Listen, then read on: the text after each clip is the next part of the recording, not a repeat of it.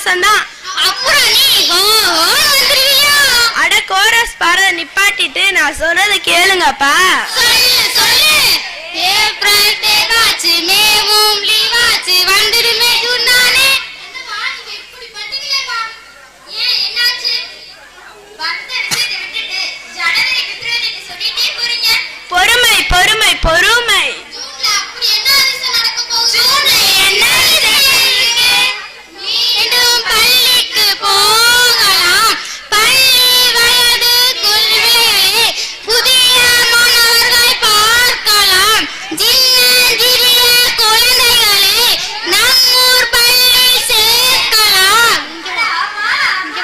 நம்மூர் பிள்ளைங்களை நம்ம பள்ளிக்கூடத்துல சேர்க்கணும். நம்ம பள்ளி நம் சிறப்பு இல்லையா? நம் பள்ளி நம் பெருமை. நீ சொல்லு, ஏன் நம்ம பிள்ளை நம்ம அரசு பள்ளியில சேர்க்கணும்?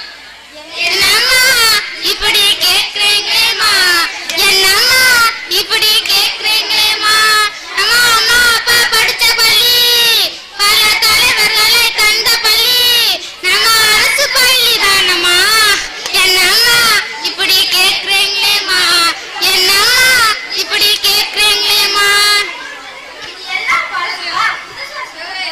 அப்படிங்கிற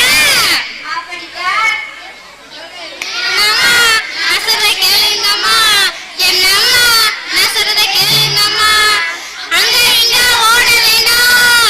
ஸ்கூல் ஃபீஸ் கட்டி நோங்க வேண்டாம். பிள்ளைகள் வீட்டு வாழ்க்கை நீங்க சீர செய்ய வேண்டாம்.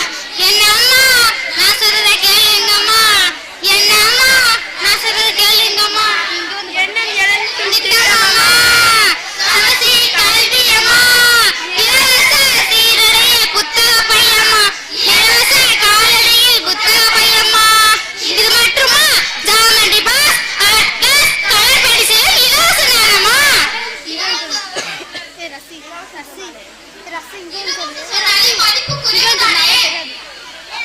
அது சரி, மக்கள் இலவசமா கிடைக்கிறது எதையும் உணர்வதும் இல்ல, இல்லவா நினைக்கிறதும் இல்ல.